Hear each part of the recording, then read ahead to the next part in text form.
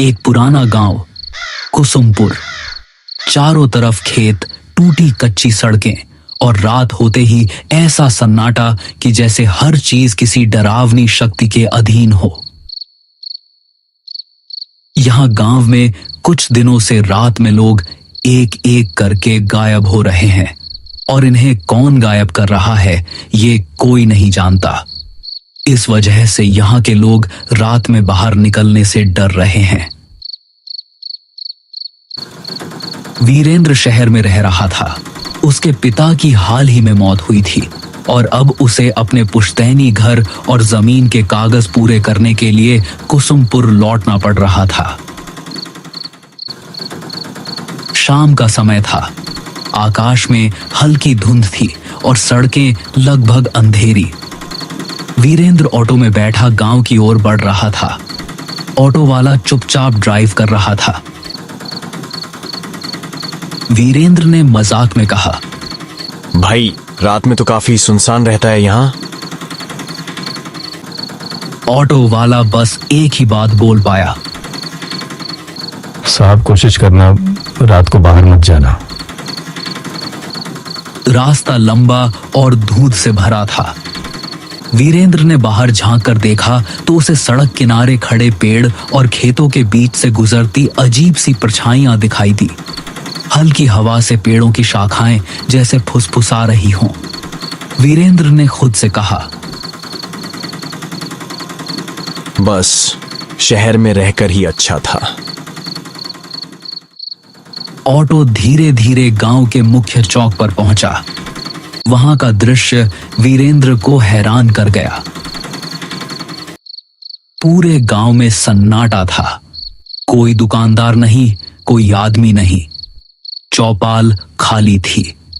कुत्ते भी अपनी जगहों पर भौंक रहे थे।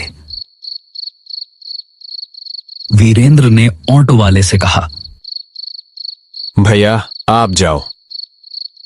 ऑटो वाला सिर हिलाकर चुपचाप वहां से चला गया। वीरेंद्र अपने पुराने घर की ओर बढ़ा। पुराने रास्ते, टूटी सीढ़ियां और जर्जर दीवारें उसे बचपन की याद दिला रही थीं। घर का दरवाजा अजीब तरह से बंद था। वहीं उसे अपनी बचपन की दोस्त मंजरी दिखाई दी। मंजरी अब अकेली रह रही थी। उसका चेहरा थका हुआ और डरावना लग रहा था। मंजरी ने धीरे से कहा,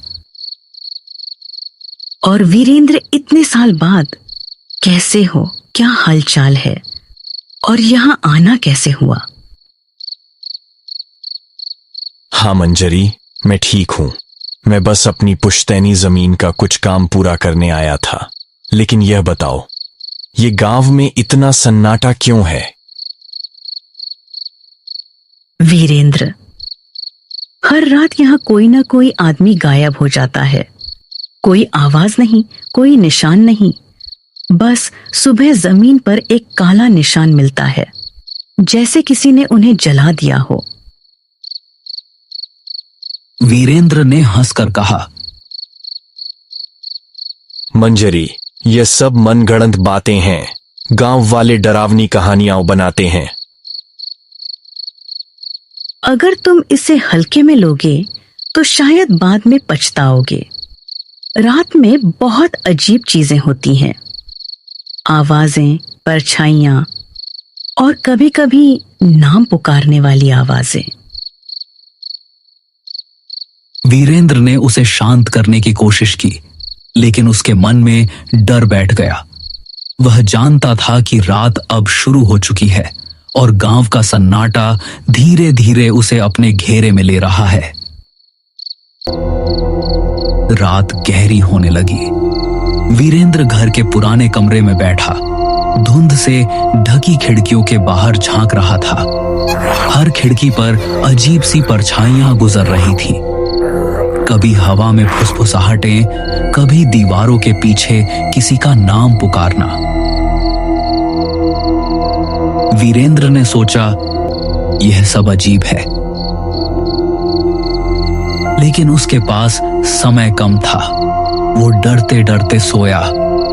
अगले दिन जमीन और घर के कागज कंप्लीट करने थे। वो धीरे धीरे गांव की गलियों में घूमना शुरू करता है। वहां हर घर का दरवाजा जल्दी बंद होता है, कोई बाहर नहीं दिखता, चौपाल बिल्कुल खाली। कुत्ते भी अजीब तरह से घूर रहे थे। वीरेंद्र ने महसूस किया कि जैसे हर कोई डर के साए में रह रहा हो। तभी उसे गांव का पुराना पंडित दिखाई दिया। पंडित बुजुर्ग और गंभीर थे।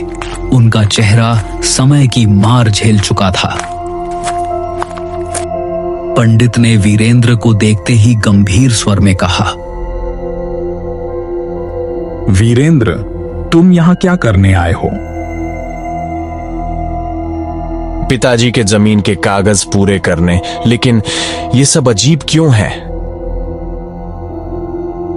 यह गांव शापित है और यह श्राप उसी जमीन से जुड़ा है जो तुम्हारे परिवार की थी। वीरेंद्र हैरान रह गया। उसने पूछा, कैसा श्राप? तुम्हारे दादा ने इस जमीन पर एक मंदिर गिरवाया था। उस मंदिर में एक रक्षक की आत्मा थी जो गांव की रक्षा करती थी। जब मंदिर टूट गया, आत्मा कैद हो गई। अब यह हर रात किसी इंसान की आत्मा खींचती है ताकि अपनी कैद से मुक्त हो सके। वीरेंद्र ने पंडित की बातों को बड़ी गौर से सुना, लेकिन उसके भीतर डर बैठ चुका था। वीरेंद्र ने पंडित की बातों को सोचते हुए रात बिताई।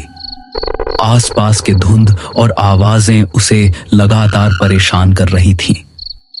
दीवारों के पीछे फुसफुसाहटें, हवाओं में नाम पुकारने की आवाजें और खिड़कियों से गुजरती काले साए उसे मानसिक रूप से कमजोर कर रहे थे। अगले दिन वीरेंद्र ने तय किया कि वह उस जगह जाएगा जहां मंदिर था। उसे जानना था कि क्या सच में यह श्राप उसके परिवार की गलती का परिणाम है। वीरेंद्र, मत जाओ वहां, यह खतरनाक है। तुम्हें शायद बचकर नहीं निकल पाओगे। मुझे सच्चाई जाननी है। अब डर कोई काम नहीं आएगा। रात का समय था।